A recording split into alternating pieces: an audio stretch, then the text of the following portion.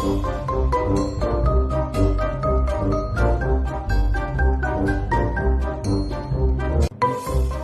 Morning all my dear student. Gurukul coaching centre के YouTube channel में मैं रवि मिश्रा आप सभी का स्वागत करता हूं। आज हम लोग सब्जेक्ट मैथ के एक्सरसाइज 4.1 के क्वेश्चन को देखेंगे। देन उसके पहले हम उस चैप्टर के इंट्रोडक्शन को देखेंगे कि इस पे क्या क्या पढ़ना है, क्या क्या नहीं, क्या क्या पढ़ना है, उसका क्या सूत्र होता है, कैसे क्वेश्चन को सॉल्व करेंगे, यह सब हम जानेंगे। यानी इंट्रोडक्शन ऑफ चैप्टर 4, यानी इस चैप्टर 4 का इंट्रोडक्शन को हम देखेंगे। उसके बाद उसके क्वेश्चन को हम लोग देखेंगे। तो अगर आप चैनल पे नए हैं तो चैनल को सब्सक्राइब करें, वीडियो को लाइक करें और अपने दोस्तों के पास शेयर करें। तो चलिए हम लोग देखते हैं। इस चैप्टर का नाम है द्विघात समीकरण। क्या नाम है? द्विघात समीकरण। मतलब इस चैप्टर में द्विघात समीकरण के बारे में ही पढ़ना है, इसलिए हम उसका नामकरण कर दिए हैं। मतलब समीकरणों के बारे में पढ़ना है और इसमें द्विघात समीकरण के बारे में ही पढ़ना है इस चैप्टर में। अब द्विघात समीकरण के बारे में पढ़ना है तो हम जानेंगे कि द्विघात समीकरण का व्यापक रूप क्या होता है। ऐसे ही इसके बारे में हम लोग क्या 2 चैप्टर में भी जाने हैं। चैप्टर 2 के भी इंट्रोडक्शन में, जिसमें द्विघात बहुपद बोला गया था। तो समीकरण और बहुपद में आपका अंतर क्या होता है तो हम बताए थे 2 चैप्टर में ही कि समीकरण और क्या बहुपद में अंतर यही होता है कि बहुपद में बराबर 0 नहीं होता और समीकरण में बराबर 0 होता है, बाकी कोई दूसरा अंतर नहीं होता है। तो द्विघात समीकरण का अगर व्यापक बात करें, द्विघात समीकरण का व्यापक रूप, द्विघात समीकरण का व्यापक रूप कभी कभी एग्जाम में ऐसे ही पूछ देता है कि व्यापक रूप बताइए। तो व्यापक रूप आपको मालूम होना चाहिए बाबू। क्या होता है? ax² plus bx plus c और बराबर 0। बराबर 0 लिख देंगे तो द्विघात समीकरण हो जाएगा, अब बराबर 0 नहीं लिखेंगे तो द्विघात बहुपद हो जाएगा। ठीक है। और आपको ये भी बताया गया था कि द्विघात समीकरण है यानी 2 घात वाला है तो इससे शून्यकों का संख्या कितना होगा? 2। त्रिघात होगा तो शून्य की संख्या 3। मतलब जितने घात वाला बहुपद होता है उतना ही उसका शून्य का संख्या होता है। तो द्विघात समीकरण में शून्यक, चाहे उसको मूल्य भी बोलते हैं बाबू, शून्यक या मूल्य की संख्या कितना होते हैं बाबू? शून्य की संख्या कहिए चाहे मूल की संख्या कितना होगा बाबू? 2 होगा। कितना होगा? 2। और एक को हम लोग अल्फा लिखते हैं बाबू, दूसरा को क्या लिखते हैं? बीटा लिखते हैं। 2 मूल में एक को अल्फा लिखते हैं और दूसरा को बीटा लिखते हैं। ठीक है। इसमें आपको क्या करना है? मूल की संख्या हो गया 2, जिसमें एक को अल्फा लिखते हैं, एक को बीटा लिखते हैं। हम लोग इसमें बाबू क्या करते हैं? मूल्य की प्रकृति ज्ञात करते हैं, यानी शून्य की प्रकृति की शून्य कैसा होगा, शून्य कैसा होगा, मूल्य की प्रकृति ज्ञात करते हैं। तो मूल्य की प्रकृति ज्ञात करने के लिए हम लोग पहले विवेचक या विवेक्तर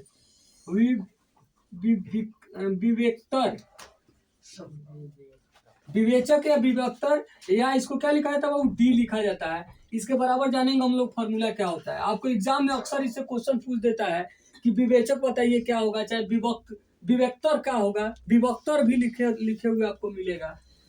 तो डी बराबर क्या होता है फॉर्मूला बाबू? तो b² माइनस 4ac होता है। क्या होता है? डी बराबर b² माइनस 4ac होता है।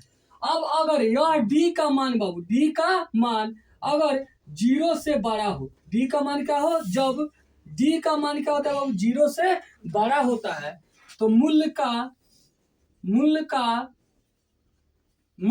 वास्तविक होगा। मूल्य क्या होगा बाबू? वास्तविक और असमान होगा। वास्तविक और असमान होगा। मतलब आप समझे कि जो x का मान ज्ञात कीजिएगा, x का मान यानी मूल्य चाहे शून्य ज्ञात कीजिएगा, वो शून्य कैसा होगा? तो वास्तविक होगा और क्या होगा? असमान होगा।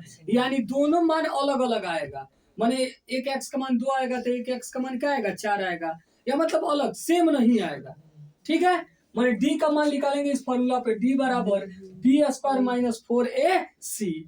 तो अगर d का मान 0 से बड़ा होता है, क्या होता है? अभी क्वेश्चन कभी लिखते हैं जैसे लिखते हैं 2x² प्लस 5x प्लस 1। आपसे सिंपल क्वेश्चन पूछ देता है कि इसका विभक्तर बताइए क्या होगा, विभक्तर क्या होगा। तो यह हमारा a हो गया, यह b हो गया और यह क्या हो गया? c। अब इस फॉर्मूला पे हम क्या करेंगे? d का ज्ञात करके और इस प्रकृति का जो बताया गया उसके आधार पर हम बता सकते हैं कि मूल की प्रकृति क्या होगी। ठीक है। तो हम लोग क्या करते हैं, डी निकालते हैं। अगर डी का मान 0 से बड़ा आता है, आपको ऑब्जेक्टिव में भी क्वेश्चन इससे पूछता है, डी का मान अगर 0 से बड़ा आएगा तो उसमें 4 ऑप्शन दिया रहेगा, उसमें से एक ऑप्शन ही आपको दिखेगा कि वास्तविक और असमान, ठीक है, फिर देगा वास्तविक और समान, फिर देगा काल्पनिक और समान, ऐसे। तो आपको देखना होगा कि राइट आंसर क्या है, तो यह आपको मालूम होना चाहिए। या कभी कभी 2 नंबर में भी क्वेश्चन देकर पूछ दिया जाता है कि बताइए मूल की प्रकृति क्या होगी, तो आपको ऐसा ही पहले क्या करना पड़ेगा, जैसे इक्वेशन अभी बताया कि 2x² + 5x + 1 अगर लिखा है तो इसे ए बी सी लिख कर हम लोग क्या करेंगे, डी नीचे ज्ञात करेंगे और डी ज्ञात करके तब बताएंगे। तो जब डी का मान 0 से बड़ा हो, 0 से बड़ा मतलब क्या समझ रहा है कि मतलब 1 2 4 6 ऐसे हो, मतलब बटा में चाहे कुछ मतलब 0 से बड़ा हो, यानी 0 नहीं हो निगेटिव नहीं हो, 0 से बड़ा हो, तब यह होता है। दूसरा, जब क्या होता है बाबू, डी जो होता है 0 के बराबर हो, डी किसके बराबर हो, 0 के बराबर, डी का मान निकाले, डी का मान कितना आ जाए, 0 आ जाए, कितना आ जाए, 0 आ जाए, तब क्या होता है, तो मूल्य जो होंगे बाबू, मूल्य वास्तविक और समान होंगे, वास्तविक और समान, वास्तविक और समान होंगे, वास्तविक और समान होंगे, सर कॉल आ रहा है। वास्तविक और समान होंगे। तो डी बराबर जब 0 होता है तो क्या होता है, मूल्य वास्तविक और समान होंगे। और मूल्य वास्तविक और समान होने का मतलब क्या हुआ कि जब सॉल्व करके हम एक्स का मान निकालेंगे ना, तो दोनों एक्स का मान एक ही आएगा। जैसे इक्वेशन है 4s² - 4s + 1, इसको जब सॉल्व करते हैं हम लोग तो क्या आता है, एक्स का मान 1/2, फिर दूसरा भी एस का मान क्या आता है, 1/2। तो यहाँ मूल्य यानी जो ये शून्य है, दोनों क्या आ रहा है, समान आ रहा है, ठीक है। यहाँ मूल्य दोनों क्या आएंगे, समान आएंगे, तो वही बोला गया है। इसका डी का मान निकालिएगा तब 0 आएगा। देखिए ए का मान ये 4 हो गया, बी का मान -4 और सी का मान क्या हो गया, ये डी निकालेंगे क्या आएगा, b² - 4ac। तो बी का मान क्या है बाबू, यहाँ पे -4 है, क्या है, -4 का स्क्वायर, -4 गुने ए का मान कितना है 4 और सी का मान कितना है 1, तो -4 का स्क्वायर कितना हो जाएगा, -4 का स्क्वायर यानी -4 से -4 में 2 बार गुना तो माइनस प्लस, अब 4 4 कितना हो गया 60, -4 4 16 1 16, 16 से 16 गया 0 आ गया, तो डी का मान 0 आया। इसको जब आप सॉल्व कीजिएगा तो पाइएगा कि एस का मान 1/2 1/2, यानी दोनों 1/2 आएगा, ठीक है। तो जब डी का मान 0 होता है तो मूल्य वास्तविक होता है और क्या होता है, समान होंगे। अच्छा, अब देखिए क्या होता है, तीसरा क्या होता है, जब डी का मान जब डी का मान क्या हो, 0 से छोटा हो, 0 से छोटा हो, यानी 0 बड़ा हो और डी क्या हो, छोटा हो, यानी माइनस में डी का मान है, तब क्या होगा जी, तो मूल्य का अस्तित्व नहीं होगा, मूल्य का अस्तित्व नहीं होगा।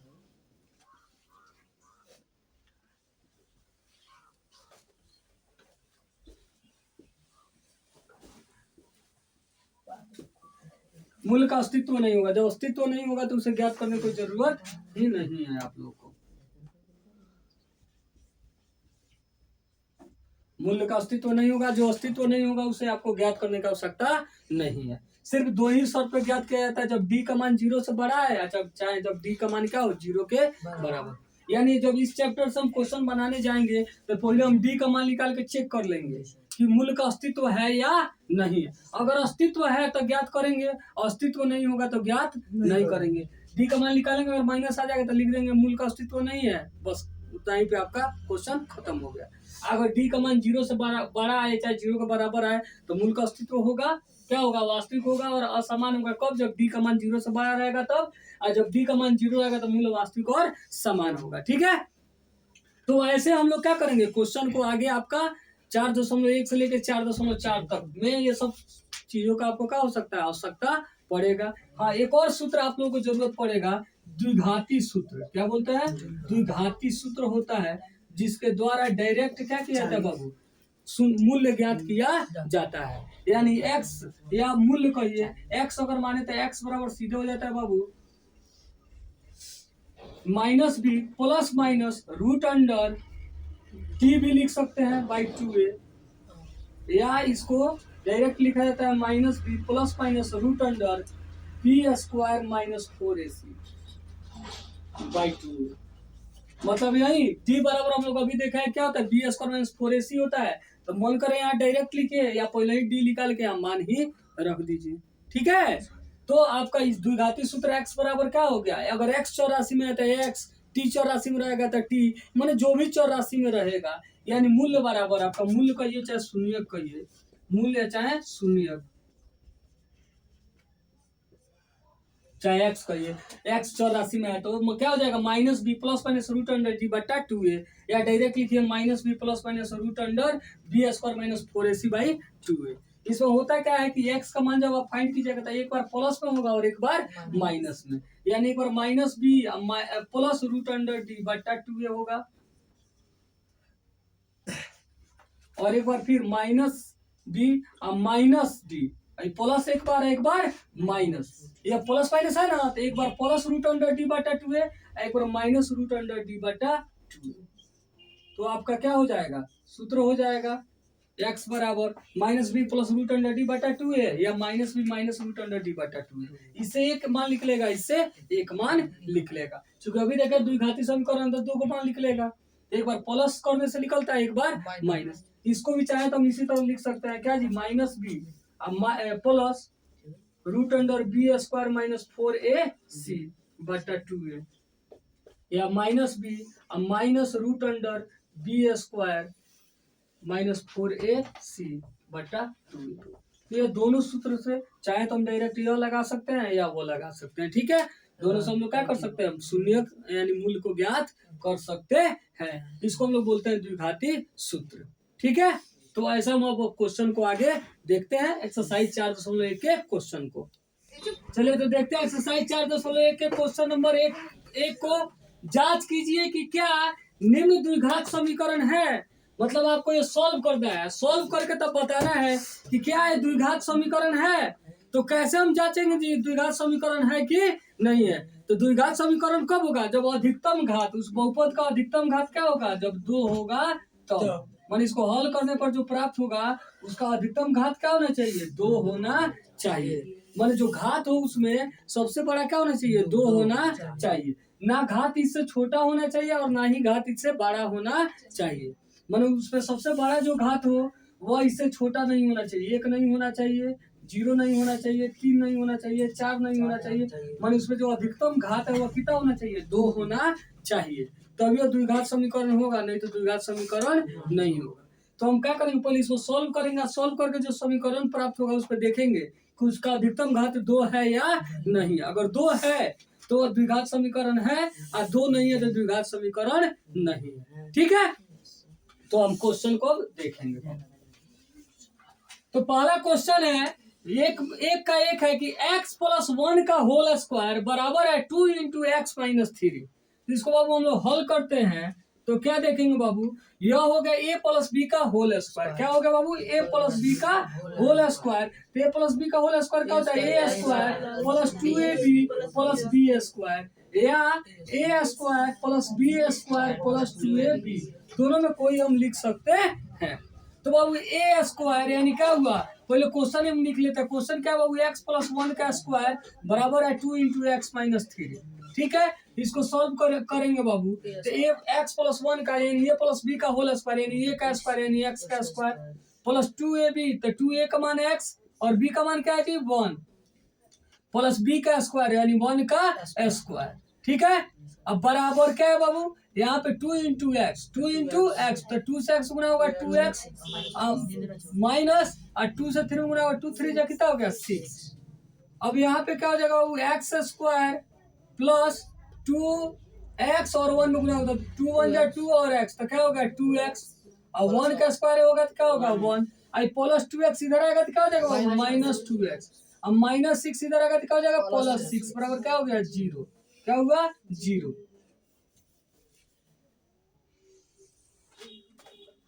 अब यहाँ पे देखते हैं तो बाबू क्या हो गया, एक्स स्क्वायर आई प्लस पे 2x और माइनस पे 2x है कट गया, अच्छा यहाँ 1 और 6 मिलकर कितना हुआ 7 बराबर क्या हो गया 0 बराबर 0। अब यहाँ देख रहे हैं कि इसका x का जो चर राशि है बाबू, ये चर राशि का घात क्या है 2 है, तो अभी बताया जब अधिकतम घात 2 होगा तो ये क्या होगा द्विघात समीकरण होगा, तो यहाँ लिखेंगे चूंकि इस समीकरण का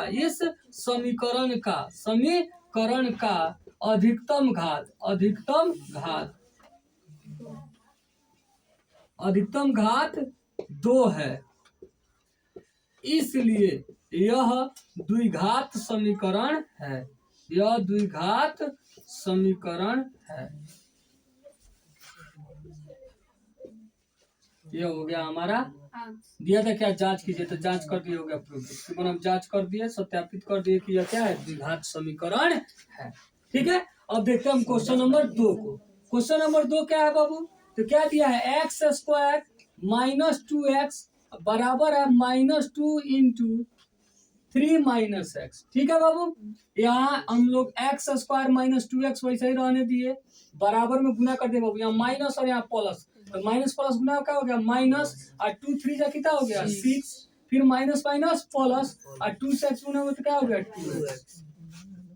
अब x square minus 2x plus 2x इधर आते क्या हो गया -2x, अब -6 इधर आते क्या हो गया +6 बराबर क्या हो गया 0। तो क्या हो गया बाबू, एक्स स्क्वायर अब -2x तो माइनस माइनस जुड़ जाएगा, चिन्ह माइनस का ही रहेगा, तो क्या हो जाएगा -4x अब +6 बराबर 0। यहाँ भी देख रहे हैं अधिकतम घात क्या है बाबू, 2 है, 2 है ना, तो लिखेंगे चूंकि इस समीकरण का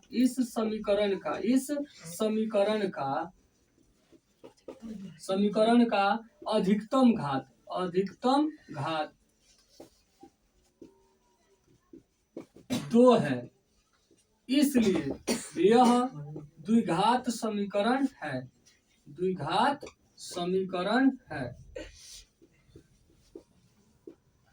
ये अभी हमारा प्रूव्ड हो गया कि क्या है, यह द्विघात समीकरण है। अब देखते हैं क्वेश्चन नंबर 3 को। क्वेश्चन नंबर 3, तो 3 नंबर क्वेश्चन क्या है बाबू, तो आपका क्या है, x minus 2 into x plus 1 अब बराबर है x minus 1 into x plus 3। तो क्या करेंगे बाबू, अब इसको गुना कर देंगे, x से x गुना होगा तो क्या हो जाएगा एक्स स्क्वायर, बारी बारी गुना होगा, तो x से x गुना होगा तो एक्स स्क्वायर प्लस, फिर x से 1 गुना होगा तो x एकम x, फिर माइनस और यहाँ प्लस तो क्या हो गया माइनस, 2 से x गुना क्या हो गया 2x, फिर माइनस और प्लस क्या हो गया माइनस, 2 1 जा 2। अब इधर आते हैं बाबू, फिर यहाँ x गुना होगा क्या हो जाएगा एक्स स्क्वायर, फिर यहाँ x प्लस है तो प्लस, x से 3 गुना होगा क्या हो जाएगा 3x, फिर माइनस प्लस क्या हो गया माइनस, x 1 जा x, फिर माइनस प्लस माइनस 3 1 जा 3। अब अगर इसको बाबू हम सोल्व करें तो क्या पाएंगे जी, अब यहाँ देखिए एक्स स्क्वायर आई प्लस एक्स स्क्वायर इधर है तो क्या हो गया माइनस एक्स स्क्वायर हो गया, अरे x square plus x square इधर है तो क्या हो गया माइनस एक्स स्क्वायर। या ऐसे भी कर सकते हैं, बराबर में समान चिन्ह और समान दिखता है तो क्या करते हैं हम काट देते हैं, तो हम ऐसे यहाँ भी क्या कर सकते हैं काट सकते हैं, एक्स स्क्वायर से एक्स स्क्वायर क्या हुआ कट गया। ठीक है, चूंकि इधर भी प्लस में इधर भी प्लस में, अभी देख रहे हैं कि इधर आ रहा था क्या हो रहा है माइनस हो रहा है, कट गया। अब यहाँ क्या बचा एक्स और -2x, तो -2x और 2x बड़ा, इससे पहले माइनस है तो क्या हो गया माइनस, और 2x में से एक x चला गया, 2x में से एक x चला गया तो कितना बच गया 1x, और यहाँ फिर क्या बचा वो -2, क्या बचा -2 बराबर। अब यहाँ आते हैं 3x में से एक x चला गया तो कितना x बचा 2x और -3। ठीक है, अब यहाँ बाबू -x आई प्लस 2x इधर आया तो क्या हो गया -2x, प्लस 2x इधर आया तो क्या हो गया -2x, अब पहले से क्या है बाबू -2 है, आई -3 इधर आया तो क्या हो गया +3 बराबर क्या हो गया 0। तो -x और -2x मिलकर कितना हो गया -3x हुआ ना जी, माइनस माइनस जुड़ जाएगा और चिन्ह माइनस का ही रहेगा, और 3 में से 2 चल गया तो क्या बच गया प्लस में 1। अब यहाँ पे लिखेंगे चूंकि इस समीकरण का अधिकतम घात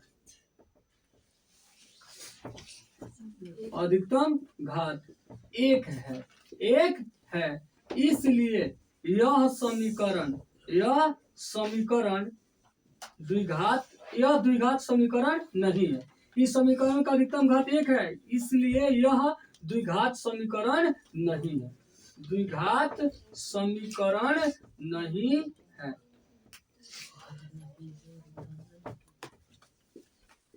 ये भी हम प्रूव कर दिए कि बाबू यह क्या है द्विघात समीकरण नहीं है। ठीक है, तो इस तरह हम लोग देखें क्या एक्सरसाइज 4.1 के क्वेश्चन नंबर के 1, 2 और 3 को अगले क्लास में हम आगे के क्वेश्चन को देखेंगे। तो अगर आप चैनल पे नए हैं तो चैनल को सब्सक्राइब करें, वीडियो को लाइक करें और अपने दोस्तों के पास शेयर करें। वीडियो को अंत तक देखने के लिए बहुत बहुत धन्यवाद।